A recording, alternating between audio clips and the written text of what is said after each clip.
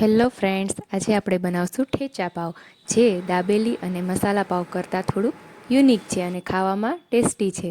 એના માટે આપણે એક પેનમાં થોડું તેલ લેવાનું છે. એમાં મીડિયમ તીખા મરચાં લેવાના છે. 2 મરચાં લીધા છે. હવે એમાં ઝીણું સમારેલું લસણ લેવાનું છે, 1 ચમચા જેટલું. હવે તેમાં અડધી ચમચી જેટલું જીરું લેવાનું છે અને ચપટી હિંગ લેવાની છે. હવે તેમાં 2 થી 3 ચમચી જેટલા શેકેલા સિંગદાણા લેવાના છે અને એને સારી રીતના સાતળી નાખવાનું છે. છેલ્લે તેમાં કોથમીર એડ કરવાની છે. હવે આ મિશ્રણને અધકચરું ગ્રાઇન્ડ કરી લેવાનું છે. તો આપણો ઠેચા રેડી છે. હવે એક બાઉલમાં બાફેલા બટેકાનો માવો લઈ તેમાં 2 ચમચી જેટલું ઠેચા એડ કરવાનું છે. સ્વાદ પ્રમાણે મીઠું એડ કરવાનું છે અને માવો રેડી કરવાનો છે. આપણો માવો રેડી છે.